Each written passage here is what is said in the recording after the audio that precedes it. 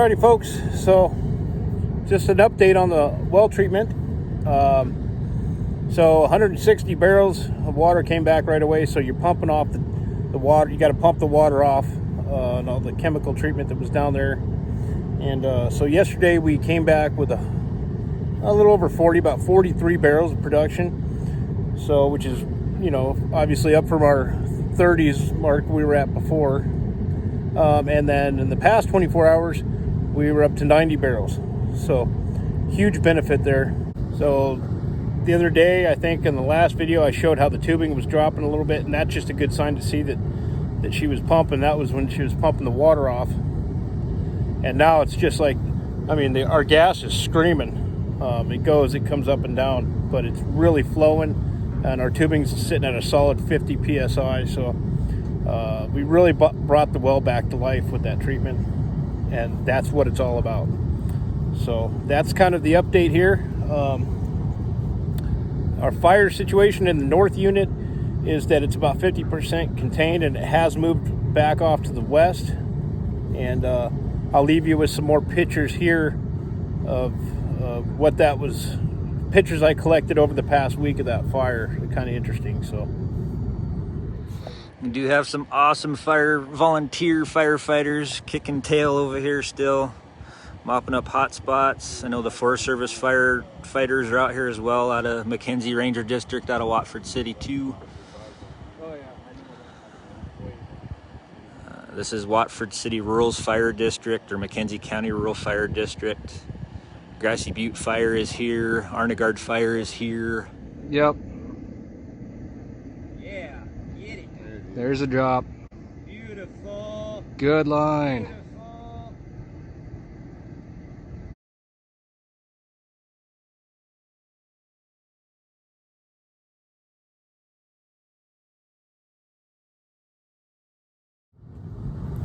Sean Bipley left a comment. Appreciate your comment. Thanks for being here. I really like it when you guys do that. I really appreciate the back and forth. Asking me about oil production and all the ins and outs and whatever of it. And I'm not sure I'm the guy to answer that. But, you know, for starters, I'll say there's a big difference between this well behind me. This would be pre-shale boom drilling, and the newer wells with 8,000 foot lateral legs, fracked out, you know, 100 and something stage fracks on them that are, you know, initially pumping out thousands of barrels of oil a day. So there's a big difference there. Number two, I would say, you know, I'm very fortunate. I'm lucky that I had a good understanding of well pad setup, construction, and operation, so that you know, my prior contract pumping experiences, I was pretty much just about keeping the pumping unit running, maintaining, going through the treater, make sure it's doing its thing, gauging tanks, and closing off tanks for sale oil. Real quick here, I'll show you a gauge sheet because of more of what we do. We do daily run totals on the tanks, water and oil, and that all has to be recorded, tops and bottoms, daily barrels per day, and that has to be recorded and sent off every day in a daily tally sheet. So here's a picture of a typical gauge sheet. There's all different types, so a lot of information there, a lot of record keeping. Record keeping is a big part of it. Number two. Number three, I think I would say that I'm fortunate to have contacts and know people that have been doing this their whole life, you know, 20, 30 years up here. And I have a real deep list of contacts I can go to. So when I took over these wells, I'd never been a part of the oil sales before. There'd always been a separate party that did that. So what's new for me here is the fact that I am in control of actually getting the oil sold and out of here properly on time. I have to make sure it's in the right condition to be sold. It's got to be hot enough and to the right grade. I could go into more detail on when I started doing that. I actually started doing that in the disposal business, but that's something new here for me pumping. And I'm not an absolute expert. I'm not a lifelong pumper. I don't know everything there is to know about downhole. I know a fair amount, enough to keep me out of trouble, but it is not unusual for me, if I run into a problem, to pick up the phone and call one of any handful of people I happen to know that know much more than me about these things. So I'm a lucky guy that I have people to call if I run into something that I can't handle. And I suppose the last thing I would say, because you could really go down a rabbit hole on oil production, right? But I guess the last thing, to keep this short, would be that there's just a huge difference, and the technology these days, things are changing year by year up here with oil production. So it's a constantly changing thing. Lots of new techniques and technology is going into the big major oil producers. As for me,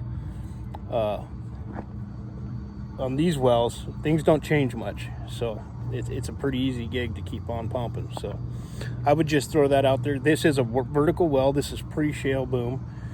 This is back when they were just drilling into large pools or supplies of oil, large formations of it. So it's nothing like what's going on nowadays with the newer ones. Alrighty, folks, so I'm spending quite a bit of time down here today. Oh, Sean, thank you. Thanks, Sean Bipley, for the comment and the question. And I hope I kind of let you know where I'm at with oil production. But that is a video that you could make. That is a huge subject that we could get into.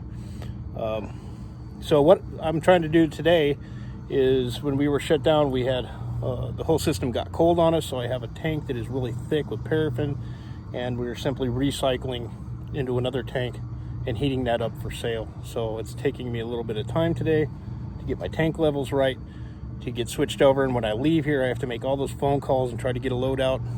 And then we'll get on the road. I have a ton of other things going on, and we'll get to that here shortly. Alrighty, folks, we are back on the road. And if you're still here, I want to thank you. That means you're part of the family and you really stick around on the videos.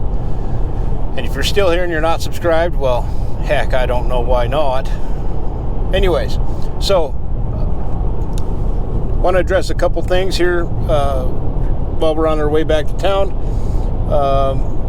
We are getting our maintenance division back up and going. I'm working on some municipal contracts that I'm really hoping go through to keep that side of the business going strong this year. And I thought I'd just kind of address this to show people how I'm always busy and how I do not rely on one part of the business to keep me alive. So I do not rely on that on the trucking side. The oil field trucking has a way of letting you down. So that's why I've always diversified into other things. So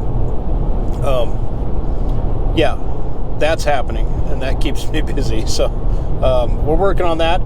One more thing, something noteworthy to discuss, is that things are looking good up here in North Dakota, but they're not as good as they could be. It's kind of a slow comeback because right now there's a battle over the Dakota access pipeline. They're still trying to get it shut down, and the producers are not going to ramp up drilling activity if there's potentially going to be a problem with the Dakota access pipeline. So it's all about takeaway right now, and until we find out if the DAPL is safe from being shut down, I think that we're not going to see the oil field up here take off like it ought to be. It's still doing good, but if it wasn't for the politics going on with that, we would be looking at, instead of we have 15 rigs up right now, we could have 50 or 60 rigs up if that issue went away. So just something noteworthy to think about there. So jobs. Folks, I just haven't had the time to get down in the office and really do a video and dig on this, but I'm telling you right now that every day there's new job postings coming out, and 90% are always CDL, Class A. 2 years experience, of course, they're always asking for that. They have to. Whether or not they're gonna, you know, you have to have 2 years, probably not. You know, I've said this before. Depends on how bad you want the job. So, but 90% of everything coming out for jobs is CDL, tanker, flatbed, sand. I tell you what, sand. The sand haulers seem to be making some money right now. There was just a job for Sandbox up in Williston yesterday that came out. So, and the pay is 25 to 30%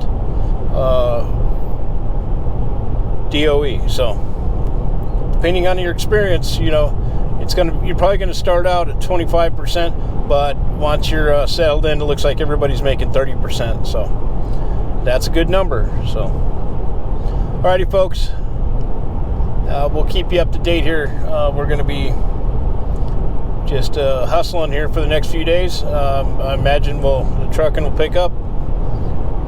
I think they're going to be moving holes pretty soon. So, and then frac's going to come on pretty soon, and it'll be water hauling madness. So, alrighty, y'all be blessed. We'll see you soon. So it's pretty much, you know. That's pretty much it. That's what's going on. I don't know what to tell you.